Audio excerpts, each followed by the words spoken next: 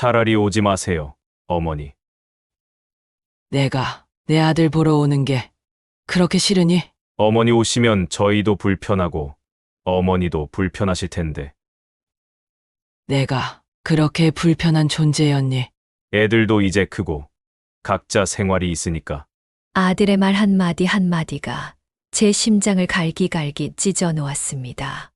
80년을 살아오면서 이렇게 가슴이 아팠던 적이 있었을까요?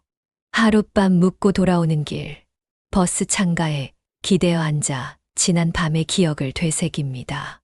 어제까지만 해도 설렘으로 가득했던 마음이었는데 지금은 그저 허망함만 가득합니다.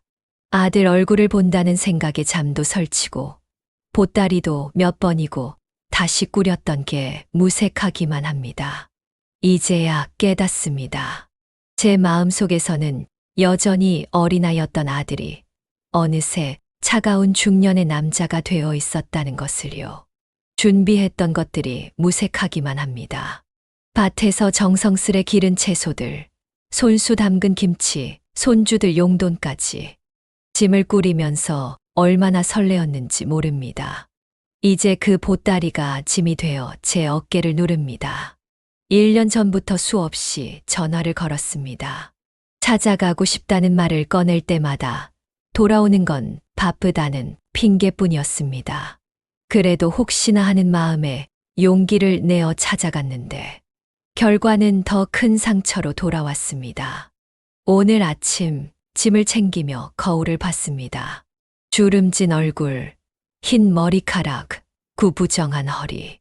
아들이 기억하는 젊은 어머니의 모습은 이미 찾아볼 수 없었을 겁니다.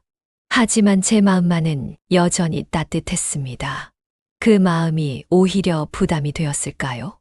이제 와 생각해보니 그동안 제 마음속에 그리던 가족의 모습은 저 혼자만의 환상이었나 봅니다. 긴 세월이 만들어낸 간극을 하룻밤 사이에 메울 수 있을 거라 착각했던 걸까요? 거실 바닥에 이불을 펴고 누워있는 동안 천장만 바라보며 뜬 눈으로 밤을 지새웠습니다. 휴대폰 화면을 켜봅니다. 답장 한 통 없는 빈 화면만이 저를 비웃는 듯합니다. 이제는 알겠습니다. 제가 그토록 그리워하던 그 따뜻했던 시절은 이제 다시는 돌아오지 않을 테니까요. 아들의 말대로 저는 이제 그저 불편한 존재가 되어버린 것인지도 모르겠습니다. 창밖으로 흐르는 풍경을 바라보며 한숨을 내쉽니다. 마음 한켠에 자리 잡은 허전함이 오늘따라 더욱 크게 느껴집니다. 서울행 버스를 타고 가는 내내 제 마음은 복잡했습니다. 오랜만에 보는 아들 얼굴에 대한 설렘보다는 왠지 모를 불안감이 더 컸던 것 같습니다. 고층 아파트가 즐비한 도시의 풍경이 마치 제게 작은 경고를 보내는 듯 했습니다. 택시에서 내려 아파트 단지를 바라보니 숨이 막힐 것 같았습니다. 제가 사는 시골에서는 5층짜리도 큰 건물인데 이곳은 30층이 넘는 거대한 아파트들이 하늘을 찌를 듯 솟아 있었습니다. 901동을 찾는 것조차 쉽지 않았습니다. 결국 경비 아저씨의 도움을 받아서야 겨우 찾을 수 있었습니다. 15층. 엘리베이터 버튼을 누르는 손가락이 떨렸습니다. 짐이 무거웠지만 그보다 제 마음이 더 무거웠습니다. 띵동 소리와 함께 문이 열리고 며느리가 맞아주었습니다. 하지만 그 눈빛에서 진심 어린 반가움을 찾기는 힘들었습니다. 거실에 들어서자 낯선 적막감이 저를 감쌌습니다. 텔레비전 소리만이 공허하게 울리는 공간에서 저는 마치 초대받지 못한 손님이 된 것 같았습니다. 아들은 안방에서 컴퓨터를 보느라 바빴고 손주들은 각자의 방에서 나올 생각을 하지 않았습니다. 제가 가져온 보따리를 풀어놓으며 마음도 함께 풀어놓으려 했습니다. 정성스레 담은 김치와 채소들이 이곳에서는 왠지 촌스럽게만 느껴졌습니다. 매끈한 대리석 식탁 위에 놓인 제 손길이 거칠게만 보였습니다. 손주들 방문을 조용히 두드려 보았지만 돌아오는 건 피곤한 목소리뿐이었습니다. 어릴 적 제 무릎에서 잠들곤 했던 그 아이들은 이제 낯선 할머니가 되어버린 저를 어색해하는 듯 했습니다. 민혁이는 학원에 간다며 서둘러 나갔고 민지는 방문도 열어주지 않았습니다. 거실 소파에 앉아 창밖을 바라보니 저 멀리 보이는 산자락이 마치 제가 살던 시골 마을을 그리워하는 것만 같았습니다. 높은 곳에서 내려다보는 도시의 풍경이 낯설기만 했습니다. 이곳에서는 제가 그토록 사랑하는 땅 냄새도 풀벌레 소리도 찾아볼 수 없었습니다. 시간이 흐를수록 이 공간에서 제가 얼마나 어울리지 않는 존재인지 더욱 선명하게 느껴졌습니다. 매끈한 벽지, 반짝이는 바닥, 첨단 가전제품들. 이 모든 것들이 제게는 차갑기만 했습니다. 마치 제 주름진 손과 구부정한 허리를 조롱하는 것만 같았습니다. 밤이 되어 거실 바닥에 이불을 펴면서 문득 11년 전 아들이 떠나던 날이 생각났습니다. 그때는 몰랐습니다. 단순히 물리적인 거리만이 아닌 이렇게 마음의 거리도 함께 멀어질 것이라는 걸. 15층에서 바라보는 밤하늘은 제가 살던 곳에서 보던 것과는 너무나도 달랐습니다. 별빛 하나 보이지 않는 이 도시의 밤하늘처럼 제 마음 속의 희망도 점점 흐려져만 갔습니다. 아침이 밝아왔습니다. 평소처럼 일찍 눈을 떴지만 낯선 거실의 천장이 먼저 눈에 들어왔습니다. 시골에서는 늘 새벽부터 일어나 마당을 쓸고 텃밭에 물을 주곤 했는데 이곳에서는 할 수 있는 일이 아무것도 없었습니다. 이른 아침부터 가족들의 분주한 발걸음이 이어졌습니다. 며느리는 출근 준비에 바빴고 손주들은 학교와 학원을 위해 서둘러 나갔습니다. 아침 식사 자리에서조차 대화는 없었습니다. 각자의 휴대폰만 들여다보며 서둘러 밥을 먹고는 문을 나섰습니다. 텅 빈 집에는 아들과 저만 남았습니다. 하지만 아들은 재택근무라며 안방문을 닫아버렸습니다. 가끔 키보드 두드리는 소리와 전화통화하는 소리만이 문틈으로 새어나왔습니다.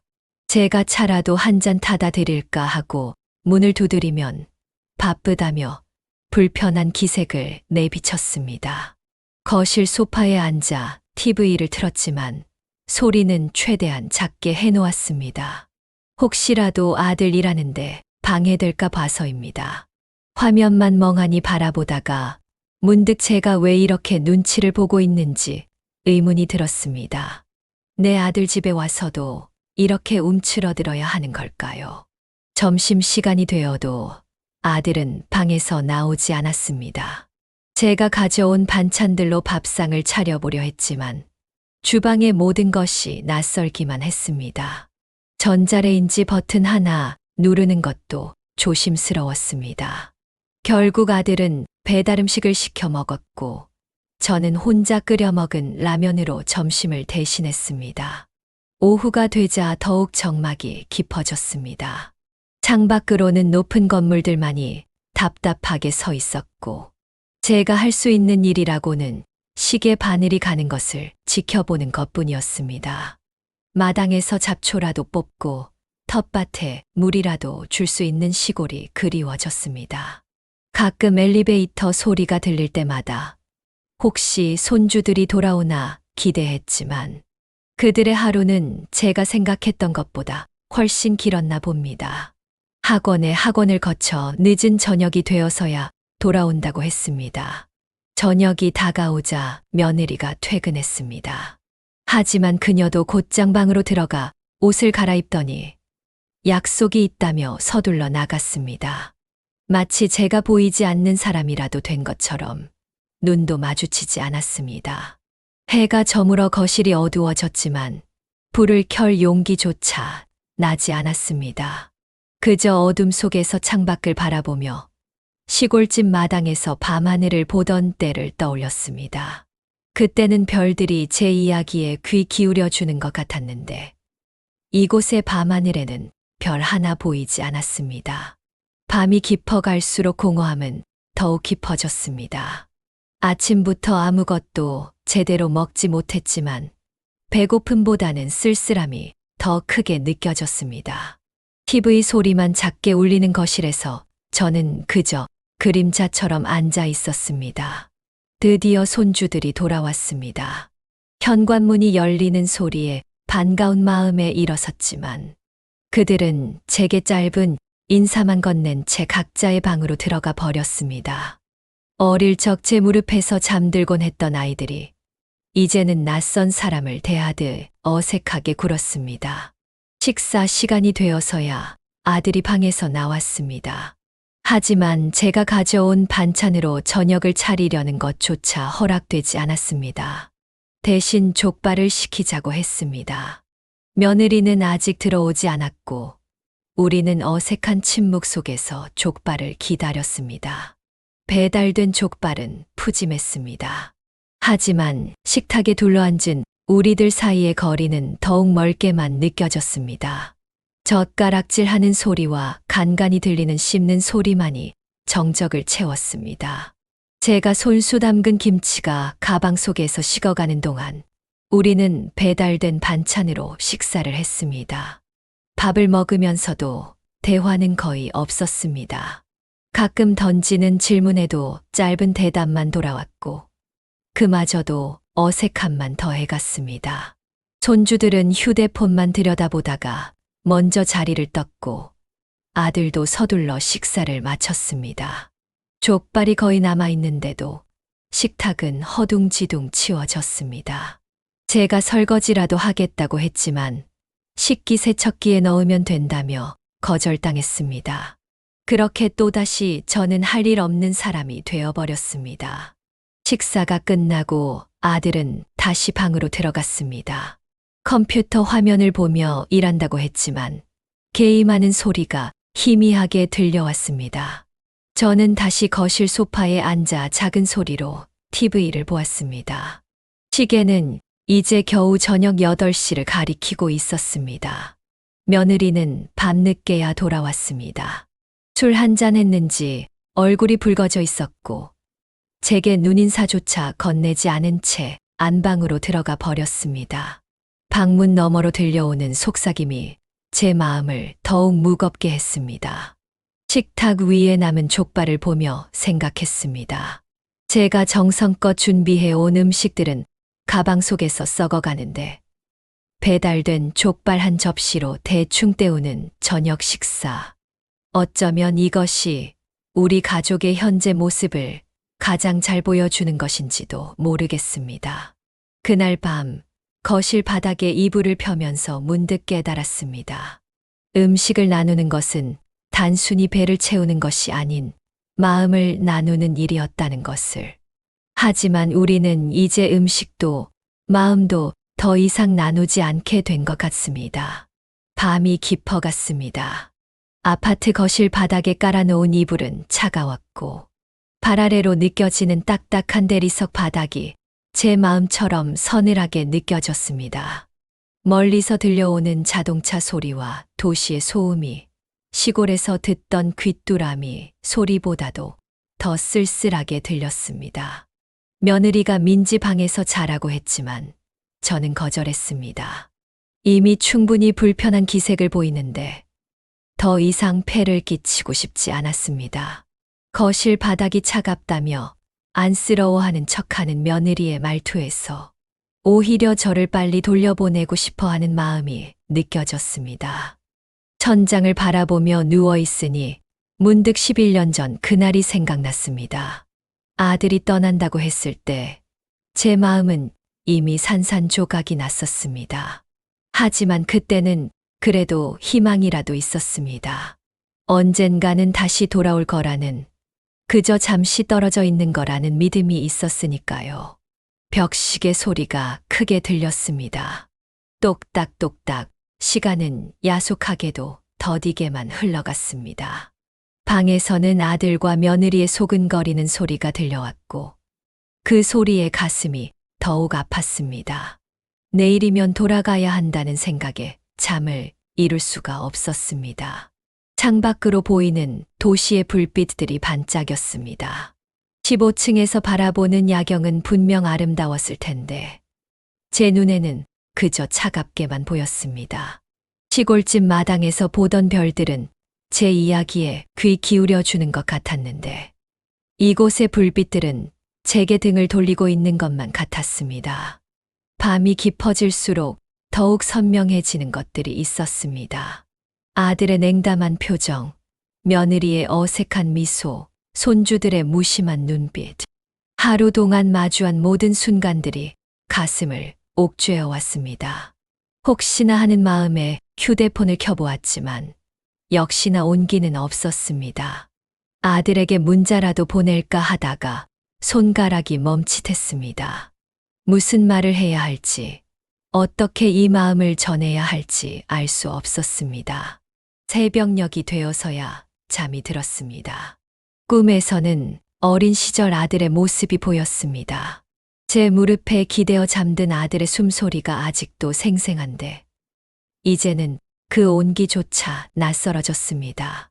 아침이 밝아오고 있었습니다. 거실 창으로 스며드는 희미한 빛 속에서 저는 또다시 홀로 눈을 떴습니다. 이제 곧 짐을 싸야 합니다. 하지만 가장 무거운 짐은 제 마음 속에 담긴 것들이었습니다. 돌아가는 길이 이토록 무거울 줄은 몰랐습니다. 새벽부터 깨어있던 제 귀에 가족들의 부산한 움직임이 들려왔습니다. 평소처럼 일찍 일어났지만 이불을 정리하는 손길은 유난히 무거웠습니다. 오늘은 집으로 돌아가는 날입니다. 어제보다 더 이른 시간에 일어나 이불을 개고 짐을 정리했습니다. 아들과 며느리의 방문이 열렸습니다. 서둘러 준비하는 모습이 보였습니다. 주말인데도 무슨 약속이 있는 듯 했습니다. 며느리는 화장대 앞에서 분주히 화장을 하고 있었고 아들은 양복을 꺼내 입고 있었습니다. 혹시나 저를 배웅하기 위해서일까 싶었지만 곧 그것이 헛된 기대임을 알게 되었습니다. 어머니, 저희가 오늘 급한 약속이 있어서요. 아들의 말에 가슴 한켠이 무너져 내렸습니다. 하룻밤을 묵고 가는 어머니를 배웅하는 것보다 중요한 약속이라니. 아니면 제가 빨리 돌아가기를 바라는 마음에서 일부러 약속을 잡은 것인지도 모르겠습니다. 손주들 방문을 조심스레 두드려 보았습니다. 떠나기 전에 마지막으로 얼굴이라도 보고 싶었습니다. 하지만 돌아오는 대답은 피곤해요. 라는 짧은 한마디뿐이었습니다. 그래도 준비해온 용돈 봉투를 문틈으로 밀어 넣었습니다. 거실로 나와 가방을 챙기는데 아들이 다가왔습니다. 기대와 달리 터미널까지 데려다 주겠다는 말이 아닌 택시비를 건네는 손길이었습니다. 그 차가운 지폐 한 장에 담긴 의미가 가슴을 후벼 팠습니다. 어머니, 이제 너무 자주 찾아오지 마세요. 저희도 바쁘고. 떠나기 직전 아들의 말이 제 가슴을 파고들었습니다. 자주라니요. 11년 만에 본 얼굴이었는데 그것도 1년을 기다린 끝에 겨우 용기 내어 찾아온 것인데 자주라는 그 말이 얼마나 야속하게 들리던지 택시를 기다리며 아파트 입구에 서 있는데 창밖으로 며느리와 아들이 서둘러 차에 오르는 모습이 보였습니다. 제게 인사도 없이 떠나가는 뒷모습을 바라보며 문득 이게 마지막이 될지도 모른다는 생각이 들었습니다. 택시에 올라타면서 뒤돌아보았습니다. 15층, 제 아들의 집이 있는 그곳을 올려다보았습니다. 어제는 그토록 높아 보이던 건물이 지금은 제 마음만큼이나 작아 보였습니다. 정성스레 준비해온 음식들은 결국 손도 대지 않은 채 버려질 테고 제 마음도 그것과 함께 버려지는 것만 같았습니다. 택시가 움직이기 시작했습니다. 운전기사님이 물어보는 목적지를 말하는데 목이 메어 제대로 말이 나오지 않았습니다. 뒷좌석에서 흘리는 눈물을 들키지 않으려 창밖으로 고개를 돌렸습니다. 멀어지는 아파트를 바라보며 생각했습니다. 이제는 정말 돌아가지 말아야겠다고.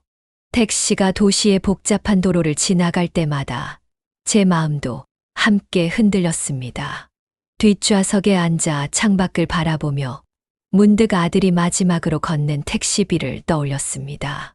그 차가운 지폐가 아직도 주머니 속에서 제 가슴을 누르는 것 같았습니다. 신호등이 빨간불로 바뀌어 차가 멈췄습니다. 창밖으로 보이는 사람들은 모두 바쁘게 걸어가고 있었습니다. 각자의 목적지를 향해 발걸음을 재촉하는 모습이 제 아들과 똑같아 보였습니다. 모두가 바쁘다고, 시간이 없다고 하면서 정작 가장 소중한 것들을 놓치고 있는 건 아닐까요? 어머니, 저희가 밭도 한번 봐드릴게요.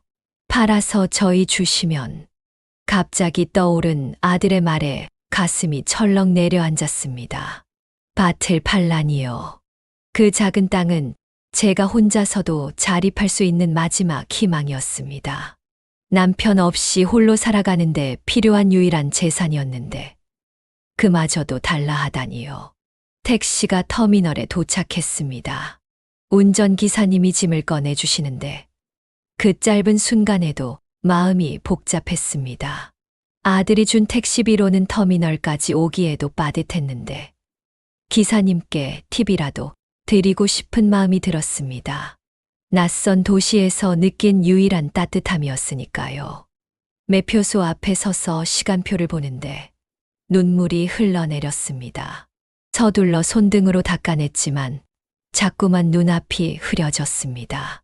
옆을 지나가는 사람들의 시선이 느껴졌지만 더 이상 숨길 수가 없었습니다. 표를 끊고 대합실에 앉아 기다리는 동안 휴대폰을 꺼내보았습니다. 어제부터 지금까지 단 한 통의 연락도 없었습니다. 아들에게 잘 다녀갈게 라는 문자라도 보낼까 하다가 그만두었습니다. 이제는 더 이상 제가 먼저 연락할 필요가 없을 것 같았습니다. 버스 시간이 다가오자 자리에서 일어났습니다. 들고 온 짐은 그대로였지만 마음은 훨씬 무거워져 있었습니다. 빈 봉지를 정리하면서 생각했습니다. 정성스레 준비해간 음식들은 결국 쓰레기가 되어버렸고 제 마음도 그것과 다르지 않았습니다. 승강장으로 향하는 발걸음이 천근만근이었습니다. 버스에 오르면서 마지막으로 뒤를 돌아보았습니다. 어쩌면 아들이 마음을 바꿔 배웅이라도 올지 모른다는 헛된 기대였을까요? 하지만 그곳에는 아무도 없었습니다. 버스가 출발하고 창밖으로 도시가 멀어져 갔습니다. 그제서야 참았던 눈물이 주르르 흘러내렸습니다.